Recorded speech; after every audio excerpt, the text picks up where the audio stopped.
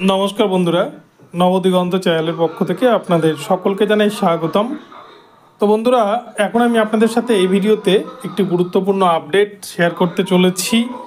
তো এখন আমি আপনাদের সাথে যে আপডেটটি শেয়ার করতে চলেছি সেটি হচ্ছে ৩২,০০০-এর চাকরি বাতিল মামলা, যেটি বর্তমানে কলকাতা হাইকোর্টের বিশেষ ডিভিশন বেঞ্চে রয়েছে। এই মামলায় কি বঞ্চিত চাকরি প্রার্থী যারা রয়েছে তাদের কি ভাগ্য ফিরতে পারে, তারা কি চাকরি পেতে পারেন আগামীতে, এই নিয়ে কিন্তু আজকের এই আলোচ্য বিষয়বস্তু এই ভিডিওতে আমি আপনাদের সাথে বিস্তারিত জানাবো। তো আপনারা সম্পূর্ণ ভিডিওটি স্কিপ না করে প্রথম থেকে শেষ পর্যন্ত দেখতে থাকুন। এই ভিডিওতে আপনারা বিস্তারিত তথ্য পেয়ে যাবেন। কিন্তু তার আগে বলে রাখি, যারা প্রথমবার চ্যানেলটি ভিজিট করছেন আপনারা অবশ্যই চ্যানেলটিকে সাবস্ক্রাইব করে নেবেন এই ধরনের আপডেট সবার আগে সবার প্রথমে পাওয়ার জন্য।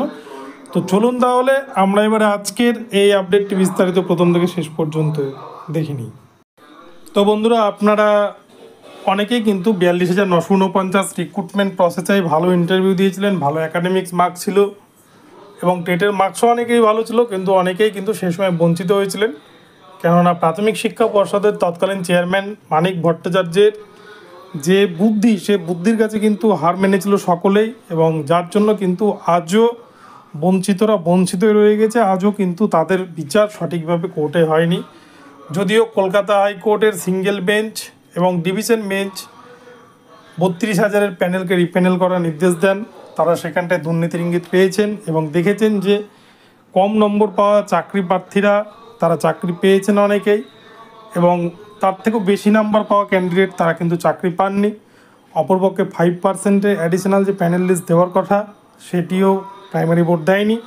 তো এক কথা বলতে গেলে যে ওখানে দুর্নীতি হয়েছে এবং দুর্নীতির কারণে বহু যোগ্য ক্যান্ডিডেট যাদেরকে বঞ্চনা করা হয়েছে প্রাইমারি বোর্ডের পক্ষ থেকে, এমনটাই কিন্তু আমরা সিবিআইয়ের অর্ডার কপিতেও দেখেছি, সিবিআইয়ের চার্জশিটেও দেখেছি, কোর্টের অর্ডার কপিতেও দেখেছি।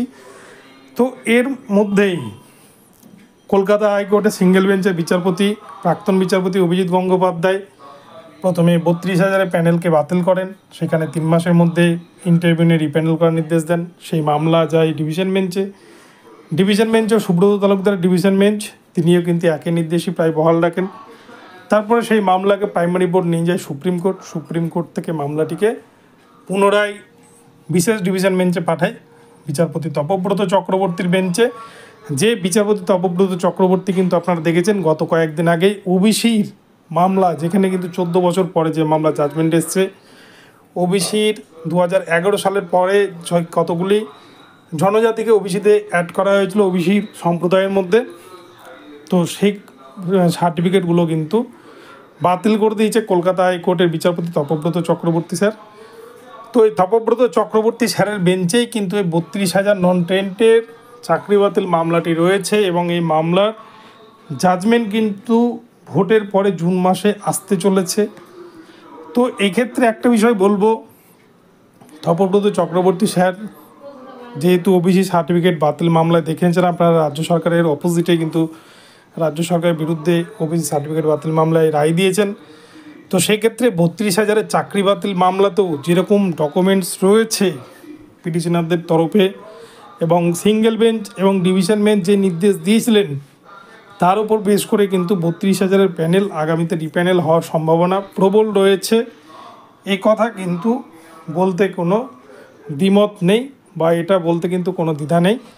কেননা ৩২,০০০-এর চাকরি বাতিল মামলায় মোট 15টি ইস্যু উঠে এসেছিলো। আপনারা দেখেছেন এসএসসি চাকরি বাতিল মামলা, যেখানে ২৫,৭৫৩ প্যানেলকে বাতিল করেছে কলকাতা হাইকোর্টের বিশেষ ডিভিশন বেঞ্চ, বিচারপতি দেবাংশু বসাক এবং বিচারপতি মোহাম্মদ সব্বার রশিদের ডিভিশন বেঞ্চ। সেখানে কিন্তু তারা 17 রকমের ইস্যু পেয়েছিল দুর্নীতির।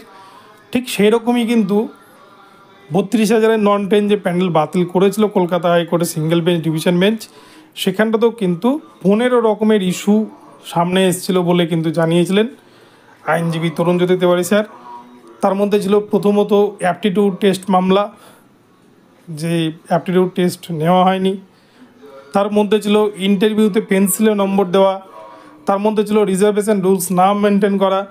তার মধ্যে ছিল ওয়েটিং লিস্ট না দেওয়া। তার মধ্যে ছিল কাট অফ মেনটেন করা, প্যানেল না দেওয়া, SMS-এর মাধ্যমে চাকরি, রাতের অন্ধকারে SMS করে কিন্তু ক্যান্ডিডেটদেরকে চাকরি দেওয়া হয়েছে, কোনো রকম প্যানেল তারা পাবলিশ করেনি।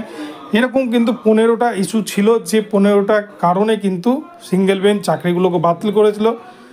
তো যেহেতু প্রপার কারণ রয়েছে 32,000 প্যানেল বাতিল করার, সেক্ষেত্রে কিন্তু এই মামলা বিশেষ ডিভিশন বেঞ্চে যদি সঠিক তথ্য বা সঠিক ডকুমেন্টস যদি পিটিশনারদের তরফ থেকে প্রডিউস করা হয় বিচারপতি তপব্রত চক্রবর্তী স্যারের বেঞ্চে, তাহলে কিন্তু এই মামলায় 100% যে রিপ্যানেল কিন্তু হচ্ছে আগামীতে।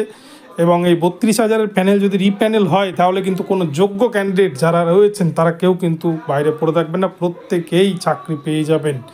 এবং সেখানটায় দেখবেন যারা অযোগ্য এবং যারা টাকা দিয়ে দুর্নীতি করে টেট ফেল করে চাকরি পেয়েছে, তারা কিন্তু সেখান থেকে ছাঁটাই হয়ে যাবে। ঠিক যেমন স্কুল সার্ভিস কমিশনের ক্ষেত্রে আগামীতে হতে চলেছে, এরকমই কিন্তু হয়তো প্রাইমারির ক্ষেত্রেও হতে চলেছে। কিন্তু তার জন্য সব থেকে দুঃখের বিষয় যে 32,000 চাকরি বাতিল মামলায় এই যারা পিটিশনার ছিলেন বা যারা মামলাগুলো লড়ছিলেন, তারা কিন্তু বর্তমানে তাদের যে টিম ছিল সেই টিমটা ভেঙে গেছে বা আর্থিক অনটনের কারণে তারা কিন্তু মামলাগুলোকে চালাতে পারছে না, যে কারণে মামলাটি এখন একটা ভালো জায়গায় কিন্তু নেই। এর আগের দিনও কিন্তু বিচারপতি তপব্রত চক্রবর্তী স্যার এই মামলা প্রসঙ্গে একটি ভৎসনা করেছিলেন আইনজীবীকে। এই মামলা যিনি পিটিশনারদের আইনজীবী রয়েছেন তাকে ভৎসনা করা হয়েছিল। এক্ষেত্রে কিন্তু দেখা গিয়েছে একজন জুনিয়র অ্যাডভোকেটকে দাঁড় করিয়ে দেওয়া হয়েছে। তো সঠিক যদি অ্যাডভোকেট সঠিক ডকুমেন্টস যদি পিটিশনারদের তরফ থেকে না পেশ করে, তাহলে কিন্তু 32,000 মামলা পিটিশনারদের হাতছাড়া হয়ে যেতে পারে। তবে এই 32,000 মামলায় এমন কিছু প্লাস পয়েন্ট রয়েছে যে কারণে কিন্তু বঞ্চিত ক্যান্ডিডেট যারা রয়েছে তারা প্রত্যেকেই কিন্তু চাকরিটা পেয়ে যেতে পারে। তো এক্ষেত্রে আমার মনে হয় যারা বঞ্চিত ক্যান্ডিডেট রয়েছে তাদের এই যে 32,000 নন টেন্ডার মামলাটা, এই মামলাটাই কিন্তু একটু জোর দিয়ে ভালো অ্যাডভোকেট দিয়ে একত্রিত হয়ে মামলাটিকে লড়া উচিত। কেননা এখানটাতেই কিন্তু চাকরির সম্ভাবনা নিহিত রয়েছে বঞ্চিত ভালো মেধাযুক্ত ক্যান্ডিডেটদের। ভোটের ফল ঘোষণার পর জুন মাসের দিকেই কিন্তু এই মামলা শুনানি হতে চলেছে বিচারপতি তপব্রত চক্রবর্তী স্যারের বেঞ্চে। এবং এই মামলায় কি হয় সেটাই দেখার।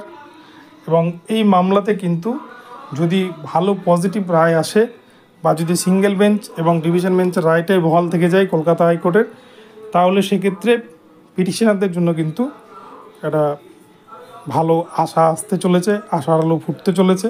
তো দেখা যাক কী হয়। তো বন্ধুরা, ভিডিওটি কেমন লাগলো অবশ্যই জানাবেন। ভিডিওটি ভালো লাগলে চ্যানেলটিকে সাবস্ক্রাইব করবেন এবং এই ধরনের আপডেট প্রতিনিয়ত পেতে আমার চ্যানেলটিকে ফলো করতে থাকুন। ধন্যবাদ সকলকে, সকলে ভালো থাকবেন। পরবর্তীতে আমার নতুন আপডেট নিয়ে আসবো। দেখা হচ্ছে পরবর্তী।